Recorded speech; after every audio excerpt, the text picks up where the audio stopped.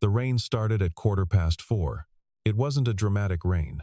No thunder, no lightning strobing across the glass towers of downtown Chicago. Just a gray, persistent drizzle that turned the sidewalks dark and made the lobby of Hale Capital's headquarters smell faintly of wet wool and ambition, the kind of rain that nobody notices because they're too busy going somewhere important. Daniel Whitmore noticed it. He noticed it because the revolving door let in a mist each time it turned, and the mist settled on the marble floor he had just mopped to a mirror shine.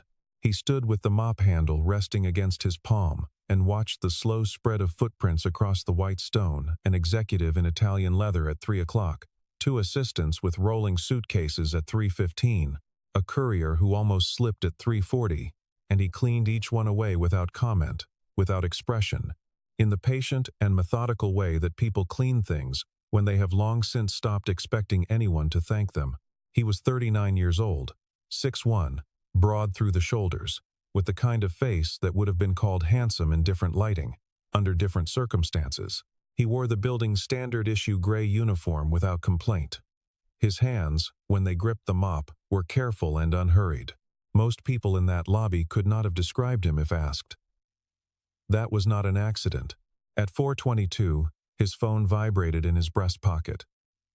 He stepped to the edge of the lobby, near the column where the security desk cast a long shadow, and answered it quietly. "Hi, Daddy." The voice was small and confident, and 8 years old, and something in Daniel's jaw softened at the sound of it. "Hey, Gracie. You home? Mrs. Petrov let me in. She made hot chocolate." A pause. "She put marshmallows in it, even though you said sugar before dinner is bad for teeth. I'll deal with Mrs. Petrov." "Daddy." "What? Are you still going to be late?" He looked at the clock above the reception desk. The marble floor was already fogging again near the door. "I'll be there by 7. We'll read 2 chapters. 3, 2.5. He could hear her smiling through the phone. He ended the call and slipped it back into his pocket and stood there for a moment with his hand still pressed flat against his chest, as if holding something in place. Then he picked up the mop and went back to work. He did not see Victoria Hale cross the lobby, but he felt the shift in the room, the way the receptionist straightened, the way the 2 junior associates near the elevator pretended to check their phones while actually watching the door. It was a particular quality of stillness, the kind that precedes someone who has learned to occupy space like a weather system. Victoria Hale was 36 years old and ran a private equity firm worth $11 billion. She had done this for 4 years, following her father's death, and she had done it in a manner that left very little room for interpretation. Results first, sentiment later. Sentiment usually never. She wore her dark hair pulled back from her face, with the precise neatness of someone who distrusted anything that could become disordered, and she walked through her own lobby, the way a person walks through a room they own, which she did. She noticed the janitor the way she noticed most things, quickly, categorically, without particular feeling. He was mopping near the east column. He was unhurried. He had tracked some scuff marks near the base of the column that he was now working on with a deliberateness she found vaguely out of proportion to the task. She filed him under maintenance staff, unremarkable, invisible, and moved on. She was almost at the elevator when she stopped. She had stopped. "Friend sits nigh turns doos do, dons, dot joes do." But because she had overheard the tail end of his phone call. Something about marshmallows, something about teeth. A small voice on the other end. She stood with her thumb pressed to the elevator button and registered, without interest, that the janitor had a child. That explained, perhaps, the careful quality of his work, the kind of precision that belongs to people who have learned to take the tasks available to them seriously, having no other tasks on offer. "Unremarkable," she confirmed. The elevator doors opened. She stepped in. She did not think about him again until the following morning. The invitation, the Meridian Gala, was Hale Capital's annual showcase, 40 tables, 600 guests, a private terrace overlooking the river, and enough concentrated financial weight in one room to shift markets. Victoria used it the way a general uses a parade. To project strength, to take stock of alliances, and to remind those who needed reminding of the distance between themselves and her. The invitations had been sent weeks ago. The guest list was the product of considerable deliberation and had been reviewed by Victoria personally. The way she reviewed everything. Every name on it meant something. It was Garrett Holloway who started it. Garrett was a senior VP, blonde and easy with laughter. The kind of man who had coasted on charm long enough that he had forgotten it wasn't the same as competence.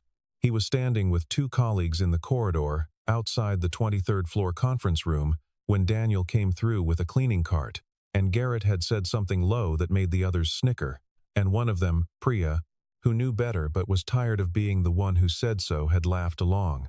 Victoria heard it from the doorway. She had seen this before, the small, pointed cruelties of comfortable people, and she had felt, historically, nothing particular about them. They were a feature of hierarchy, not a flaw in it. The strong sorting themselves from the weak was simply the world being efficient. She did not examine, in that moment, what made her say what she said next. She told herself later it was impulse. She told herself it was theater, a performance of casual authority that would make a point to Garrett about who controlled the room. She did not examine it further than that. She crossed the corridor and held out one of the spare invitations she was carrying to the event coordinator. Held it out. Instead, to the man with the cart. "Mr. Whitmore," he said. "Mr. Whitmore." She held the envelope at a slight angle, the way one holds something they expect to be photographed holding. "We have a company gala this evening.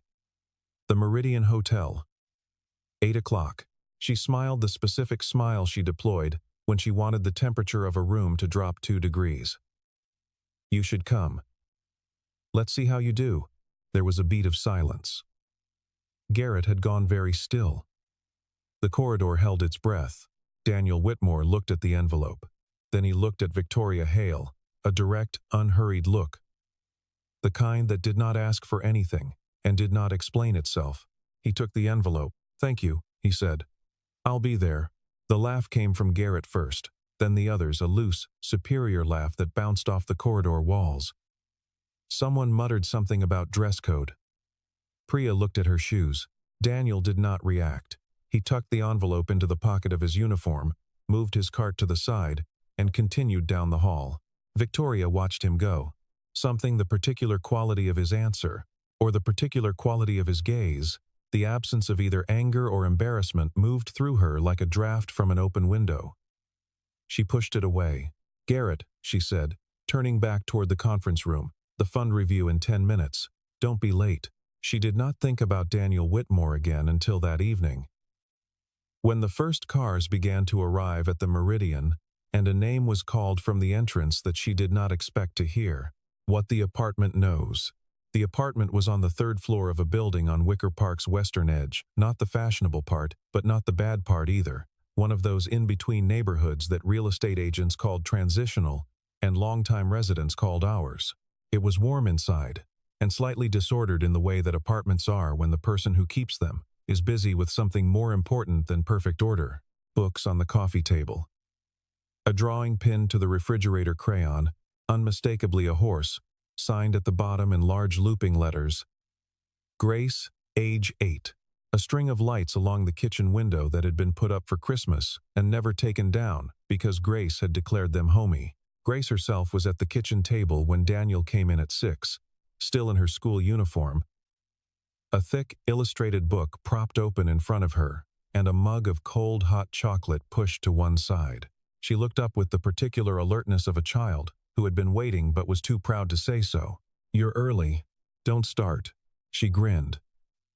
He kissed the top of her head and opened the refrigerator. "Mrs. Petrov left pasta," Grace said. "I already ate mine." "Good, Daddy." She turned a page without looking at it. "Are you going somewhere tonight?" He paused, the refrigerator door still in his hand. "For a while, Mrs. Petrov will stay." "A work thing?" "Something like that." He ate standing at the counter, the pasta cold from the container because he didn't want to waste time on the microwave.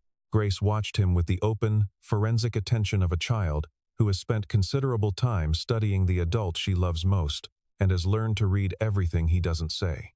"You're dressed different," she said. "Not yet, I'm not." But you will be. He didn't answer.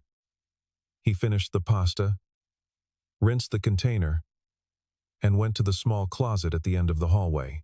The closet had a keypad on it, a detail Grace had accepted years ago, with the casual logic of children who grow up around things they are told are simply for grown-ups. He pressed 4 numbers and pulled the door open. What was inside was not visible from the doorway at the angle Grace was sitting. But she heard a long pause. She heard the soft slide of something being removed from a garment bag. She heard her father make a sound she had only heard a few times in her life, not quite a sigh. She padded down the hallway in her socks and stood in the doorway. The suit was black. That was the only ordinary thing about it. The fabric caught the light the way water catches light, not reflectively but with a depth, a movement, as if it were made of something with a continuous interior life. She didn't know anything about fabric. She was 8. But she knew that nothing in their apartment looked like that. She also saw, on the shelf above the hanging rod, a watch. She'd seen it before it lived in a flat wooden box. And she'd been told not to touch it. She had understood, without being told explicitly, that it was expensive. She now understood that expensive had been a significant understatement. Daddy. Her voice was quiet. Careful. Are you really just a janitor? He was silent for a moment, his back to her, the suit jacket folded over his forearm. Then he turned and looked at her fully, directly, the way he always looked at her when he was about to tell her something true. Tonight, he said, you'll see. She thought about that for a long time after he left. 2 preparations. At 6:15, Victoria Hale stood in front of the full-length mirror in the master suite of her penthouse on Michigan Avenue and made 3 small adjustments to her appearance, and then stopped, because she had learned long ago that the 4th adjustment was never about the dress. The dress was worth the adjustments, midnight blue silk, minimal, severe in the way that expensive things are severe, not because they lack comfort, but because they have decided comfort is beside the point. Her team had sent flowers. Her assistant had confirmed the table arrangements. Everything was in order. She picked up her phone and read through 3 pages of briefing notes on the evening's key attendees. Franklin Beaumont, of Beaumont Asset Group, who was considering shifting $200 million from a competitor into Hale Capital's newest fund. Dr. Carolyn Thatcher from the endowment side. The Westbrook brothers, who had been difficult for 18 months and would need careful handling. There was also a brief note from her PR team about optics, about the importance of the evening for Hale Capital's profile, about the new partnership announcements she was expected to make. She set the phone down. She thought, briefly and without understanding why, about the janitor, about the particular quality of his voice when he had said, "I'll be there," like a man confirming an appointment he had been expecting. She pushed the thought away and called for her car. At 6:40, a black car pulled to the curb on a quiet street in River North. The driver was older, white-haired, and sat very straight behind the wheel. He had been driving Daniel Whitmore, among other names, for other purposes for 11 years. His name was Leonard, and he did not announce himself or make small talk, and had never, in 11 years, been asked to. He waited. At 6:55, the building's front door opened, and Daniel Whitmore came out. Leonard had seen Daniel Whitmore in boardrooms and in construction boots, and once, memorably, in a hospital corridor at 2 in the morning, wearing the expression of a man who has understood something irrevocable. He had never seen him look precisely like this, not the suit, which he had seen before, but something else, something that had settled into Daniel's bearing like a key turning in a lock after a long time away from home. Leonard got out and opened the door without a word. At a showroom in the Gold Coast, 3 hours earlier, Daniel had been greeted by a woman named Sarah, whose job it was to maintain a small, impeccable collection of things that were not sold so much as reserved.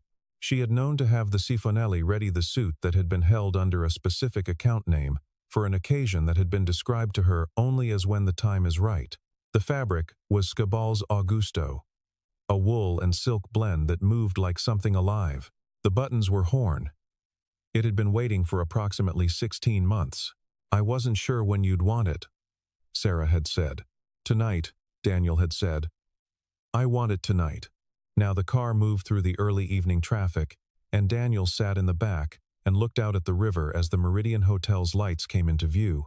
and he thought about a phone call he had not answered 2 days ago, and a company that was bleeding quietly from a wound it didn't know how to name, and a woman who had handed him an envelope in a corridor, with the particular cruelty of someone who has never considered that cruelty might have consequences. He thought about Grace, too. He always thought about Grace. The car stopped. Leonard came around to the door. "Mr. Whitmore." "Thank you, Leonard." He stepped out into the amber light of the hotel entrance.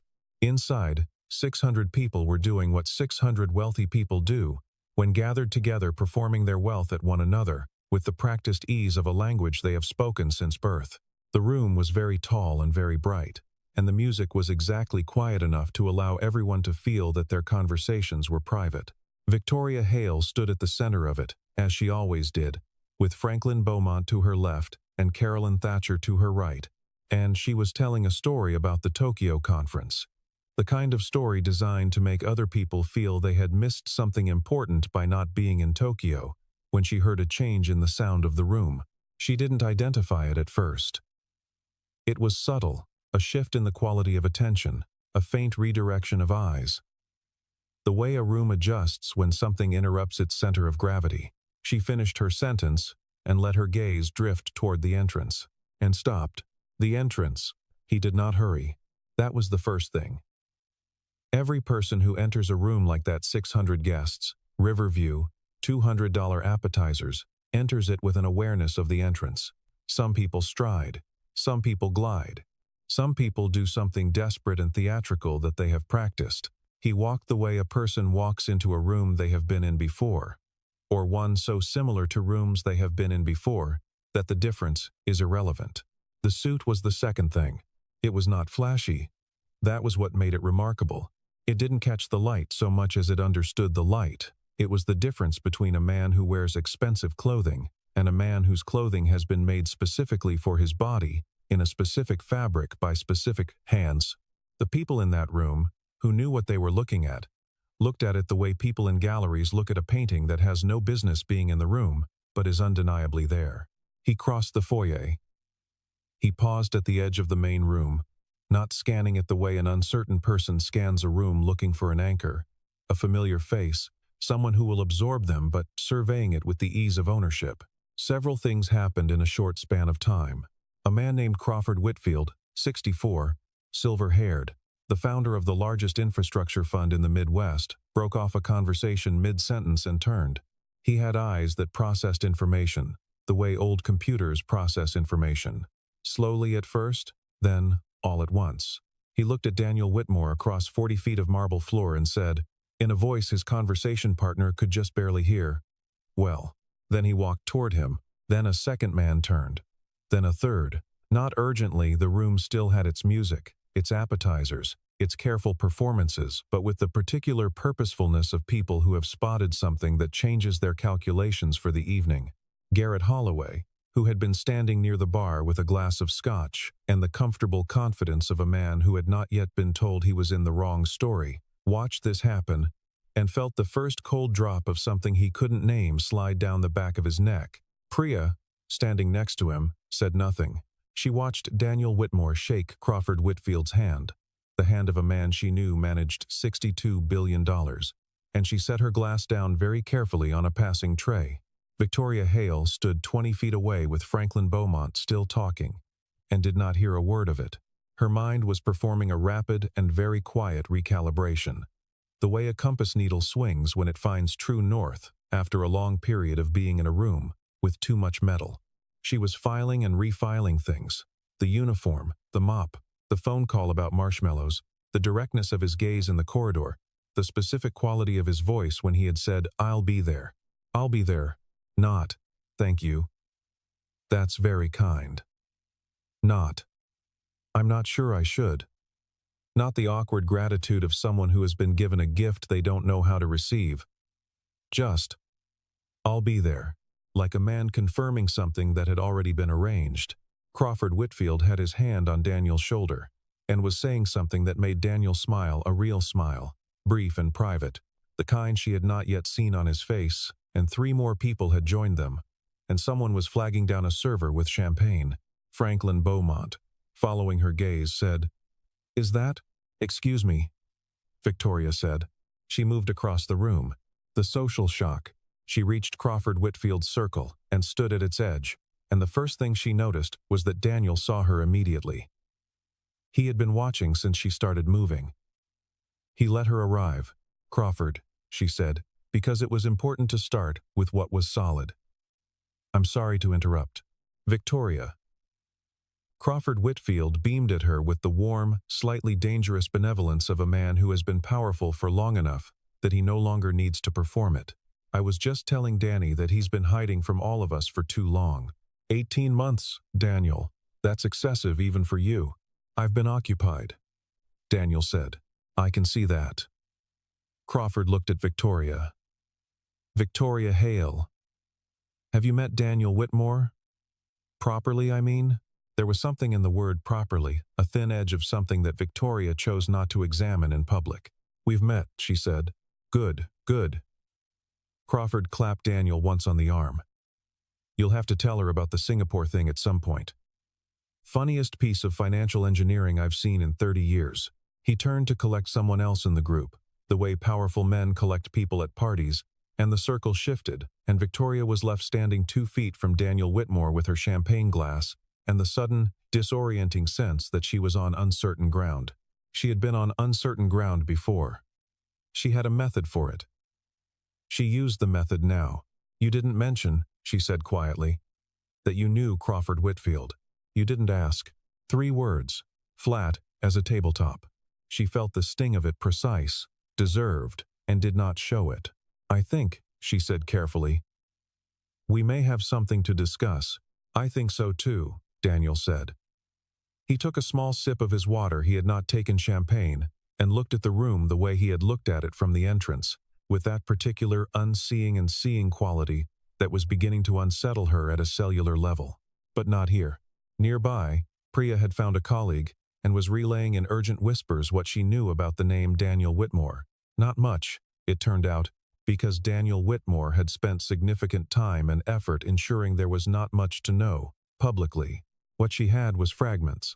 A hedge fund dissolved at the height of its success, an infrastructure company he had built and sold before most people knew it existed, 3 or 4 transactions that had changed hands without ever generating a press release, rumors of a private equity vehicle that no one had been able to confirm, and a figure that had been whispered at a conference in Davos 2 years ago, by someone who had seen the paperwork that Priya was now revising significantly upward in light of the evening's evidence.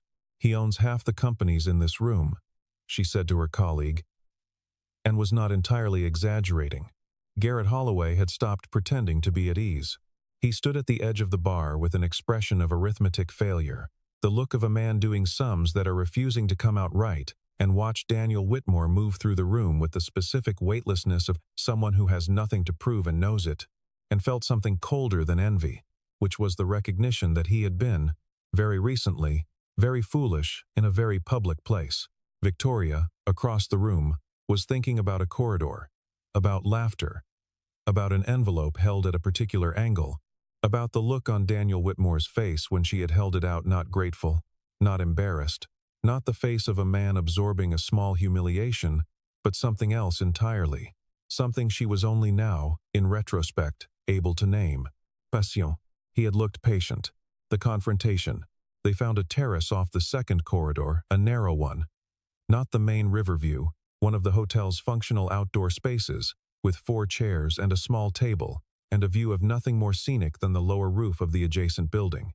Victoria had directed them there with the authority of someone who knows buildings well, which she did, because she had hosted the Meridian Gala 4 times, and had learned the geography of the hotel the way she learned everything.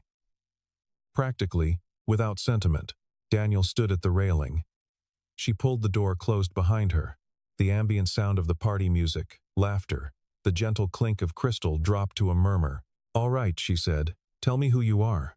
"You already know," he said. "Crawford told you my name. You have a phone in your pocket. I know your name. I want to know what you were doing cleaning floors in my building." He was quiet for a moment. The city's ambient light sat low and orange on the horizon. "I've been evaluating Hale Capital," he said. "For the past 3 months. The word evaluating landed in the space between them like something solid. "You were conducting due diligence," Victoria said. Her voice was very controlled. "As a janitor, the building staff see everything. They're in every room before the meetings start and after they end. They hear conversations that people have when they believe they're alone." He turned from the railing. "I've done it before. Not as myself. As someone who doesn't exist. In a building where no one looks. That's unusual," he agreed, before she could choose her word. "Also, effective." She looked at him. This was the moment, in most conversations, where the person across from her began to fill the silence with justifications, or with appeals to her understanding, or with some version of "please don't be angry." He didn't do any of those things. He stood in the dim light of the terrace and waited, and she had the distinct and unfamiliar sensation of being the person who needed to speak next. "And what," she said, "did your evaluation find?" He reached into the interior pocket of his jacket, an unhurried motion, and produced a folded card. Not a phone. Not a document. A card. Handwritten, both sides, in small and even script. She took it. She read it. It was 7 lines long. It named 3 systemic vulnerabilities in Hale Capital's current portfolio structure. Not broad strokes, not generalities, but specific, numbered, sourced from observations she recognized as internal to her own operations. It named the 2 investments currently posing the highest risk of cascading failure. It named the departure of a risk analyst in February. A departure that had been handled quietly, and that she had believed was contained as the proximate cause of the 3rd vulnerability. She read it twice. Then she folded it and held it in her hand. "How long have you known about the February departure?" 6 weeks. "And you said nothing." "I had a mop," he said. There was no mockery in it. It was simply accurate. Victoria Hale did not, as a rule, blush. She was experiencing something adjacent to it, not color in her face, but a heat in her chest. A specific discomfort that she associated with mistakes she had made in full view of people who were watching. She had made few such mistakes. This was not one she had seen coming. "You were in that corridor," she said. "Yesterday. The Gala invitation." "Yes, that was I was." She stopped. She was not accustomed to sentences that didn't arrive where she intended. "You were showing Garrett Holloway who controls the room," Daniel said. "Not unkindly. I've met Garrett. It's a reasonable impulse. I used you to do it." "Yes." Another silence, longer than the last one. "Why did you come?" she asked. "You didn't have to. You had what you needed." He considered the question as if it deserved consideration. "Because you handed me the invitation yourself," he said finally. "And I thought you should have the chance to understand what that meant." She looked at him for a long moment. The city noise continued below them. Somewhere, a siren faded east. "And what does it mean?" she asked. "That's up to you," he said. "What was always there?" The truth about Hale Capital was not a secret, exactly. It was the kind of truth that lives in the gap between quarterly reports and the conversations that happen at the edges of rooms, the kind of truth that several people know pieces of and no one has assembled into a complete picture, partly because the person best positioned to assemble it has spent 4 years avoiding the view. Victoria Hale had built Hale Capital on the infrastructure her father left behind, the relationships, the capital, the institutional credibility of a name that had been in Chicago finance for 30 years. She had built on top of it with intelligence and relentlessness, and a work ethic that had earned genuine respect from people who gave respect rarely. But building on an inherited foundation requires understanding the foundation, and understanding it requires a kind of clear-eyed excavation that is very difficult to perform on something that is also your inheritance, your identity, your father's memory. She had not performed it. Daniel Whitmore had spent 3 months performing it instead, with a mop and a building pass, and the considerable advantage of being someone no one thought to perform for. He told her this, over the next 40 minutes, with the same quality of attention he had brought to the marble floor. Careful, methodical, without cruelty. He told her about the structural weight-bearing problems, the legacy investments carrying too much of the portfolio, the dependence on two relationships that were aging out of utility, the risk exposure that had accumulated quietly in the years since the departure of her father's chief analyst, whom she had not replaced like for like because she had not understood what specifically he had been doing. He told her because she asked, and because she asked in a way that was different from the way she asked in corridors and boardrooms, without the angle, without the performance of authority, with the stripped-down directness of someone who has decided that the situation requires more from her than she has been giving it. He told her also about the offer on the table from a competitor, a quiet approach he had learned about through his own network, an approach that Hale Capital's board had discussed in a meeting that Daniel had had particular access to, being in that meeting's anteroom with a cleaning cart at 7:45 on a Tuesday morning 6 weeks ago. The board was not ready to act on it. But they were not ready either. "They're watching," he said. "They've been watching for 18 months. They haven't moved yet because the numbers still hold. But the numbers are going to stop holding." "I know," she said quietly. It was the first time she had said it to anyone. She had known, in the inarticulate and carefully avoided way that one knows things one is not ready to face. She had known it in the shape of her own working hours, in the particular vigilance with which she checked certain figures, in the way she had not replaced the risk analyst like for like, and had told herself it was a restructuring decision when it was, more precisely, an avoidance decision. She held the folded card in both hands. She had been holding it for 40 minutes. "Why were you watching Hale Capital?" she asked. "Before you came in, before the evaluation." He was quiet for a moment in the way that meant he was deciding how much to say. "Your father," he said, "sold me my first stake in a company when I was 26 years old. He didn't have to. I had nothing to offer him except a business plan that was good on paper, and a conversation he found interesting. He offered me a price I could afford." He paused. "He was the reason I stayed in Chicago. I owed him a debt I never had the chance to repay." Victoria said nothing for a long time. Outside, the city breathed on without them. "He never mentioned you," she said finally. "He wouldn't have. He wasn't that kind of man." A pause. "Neither am I. The choice." She went back into the gala at 9:15.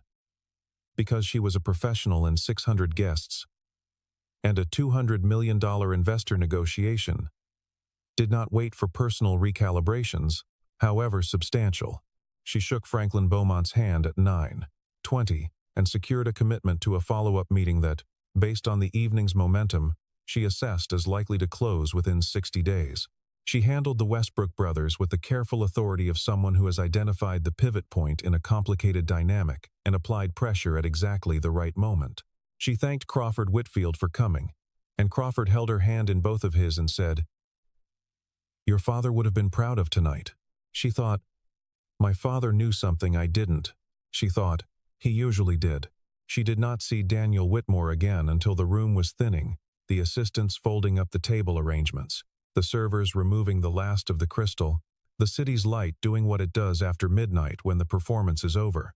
He was near the entrance, speaking quietly to Leonard, his driver, who stood with his hands clasped at his lower back, and the alert stillness of a man who has driven very important people for a very long time. She crossed the thinning room to him. "Whitmore." He turned. "What do you want from Hale Capital?" she asked. Because this was, ultimately, the question that had been sitting under every other question all evening. And she was done asking the ones around it. He considered her with the directness that she was beginning, reluctantly, to recognize as a quality, not aggression, not performance, simply the habit of someone who sees things clearly and doesn't see the advantage in pretending otherwise. "Nothing," he said, "that you're not prepared to give. That's not an answer. It's the honest one." He looked at her steadily. "I'm not interested in a takeover. I'm not interested in extracting value from something and leaving. I have enough of both." A pause. "I'm interested in whether the thing your father built can survive what's coming. And I'm interested in whether the person running it is willing to see what's there." "I saw it tonight," she said. "You started to." He said it without severity. "That's different." She felt the accuracy of it. She had spent 4 years being the person who saw everything first, most completely, before anyone else in the room. And it was both profoundly uncomfortable and something like relief to be told, by someone with no interest in flattering her, that there was more to see. "The board meeting is in 3 weeks," she said. "I know. If you wanted to be in the room, I'll think about it," he said. "Let me know what you decide first." She understood. The decision he meant was not about the board meeting. It was an older one, the one that preceded every other decision. Whether to see the thing clearly, or to manage the angle of the light until it looked like something she could handle. She had been managing the angle for 4 years. "All right," she said. It was not a negotiation closing. It was smaller than that, and more significant. The acknowledgement, by a person not accustomed to acknowledging such things, that there was a next step, and that the next step was hers. He nodded once. Leonard moved to the door. "Whitmore," she said. He paused. "I'm sorry," she said. "For the corridor. For the way for what I used you for." He looked at her for a moment, not measuring, not withholding, not calculating. Just looking. "I know," he said, and went out. What remains? The car moved west through streets that had gone quiet in the specific way of late weeknights, not empty, but reduced to essentials. A delivery truck, a bar releasing its last customers into the cold, a traffic light turning green for no one in particular. Leonard drove. Daniel sat in the back with his jacket across his lap, and his hands resting open, and thought about nothing for a while. Which was a practice he had learned to protect the way other people protect sleep. His phone showed 2 missed calls, one from a lawyer who handled a matter in London, one from a contact in Singapore whose message would wait. There was also a text from a number he recognized as belonging to Crawford Whitfield's assistant, sent at 9:58.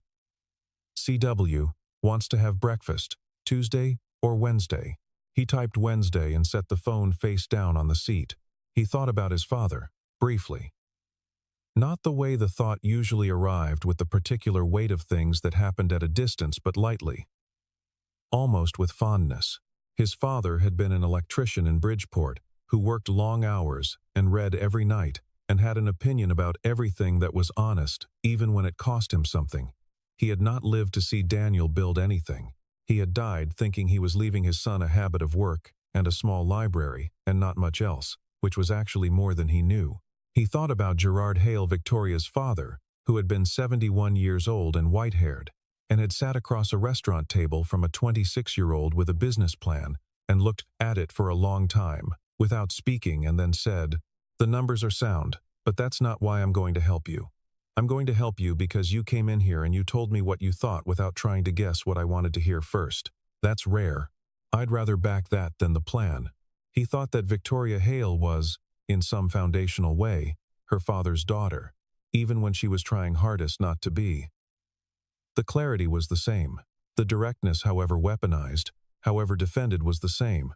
She had spent the last 40 minutes of a terrace conversation not once attempting to manage the narrative of the conversation. And for a person who managed narratives the way other people breathed, that was significant. The car stopped on Wicker Park's western edge. "Thank you, Leonard. Good night, Mr. Whitmore." The apartment was quiet. Mrs. Petrov had fallen asleep in the armchair with a book open on her chest, which was her standard post-bedtime posture. Daniel turned off the lamp beside her and went down the hall. Grace's door was open a crack. The way she preferred it, a sliver of hallway light against the dark. He pushed it open and stood in the doorway. She was asleep, her book on the pillow beside her, her breathing slow and steady and perfectly certain, the way only children's breathing is certain, the profound unconscious confidence of a person who trusts the world to continue while they're not watching it. He stood there for a while. He thought, this is the reason for all of it, not the accumulation, not the influence, not the cards held, and the evaluations conducted, and the suits saved for the right moment. All of it, ultimately, in service of a world that would still be here when this small person woke up and needed it to be. A world she could walk into, with the same certainty she breathed with now. He pulled her door to its preferred crack, and went to the kitchen and poured a glass of water, and stood at the window with the Christmas lights still strung along the frame, the little warm, inefficient glow of them, and let the evening arrange itself into something like perspective. He had not gone to the Gala to prove anything. He had gone because he had believed it for 11 years, since the restaurant, since the business plan, since an old man's voice saying I'd rather back that than the plan that the best thing you could do for a thing worth preserving was not to let it fail. Not through inaction, not through the comfortable conviction that someone else was watching. Whether Hale Capital was worth preserving was, technically, still a question, but he had spent 3 months in its hallways and its lobbies and its conference room anterooms, and he had not found a company that was rotten at its core. He had found a company that was afraid, and a leader who had not yet been asked the right questions at the right moment, and a foundation that was stressed but not broken. All of those were addressable. He finished the water and rinsed the glass and turned off the kitchen light and went to bed. At 11:55, Victoria Hale stood at the window of her penthouse on Michigan Avenue and looked at the city the way she looked at very few things, without a particular purpose, without an angle, without the front-running analysis that had become so habitual, she could no longer always distinguish it from seeing. The folded card was on the counter behind her. She had read it again in the car on the way home. She had read it with the careful attention of someone who has been handed a map they didn't know existed for a territory they thought they knew. She thought about her father.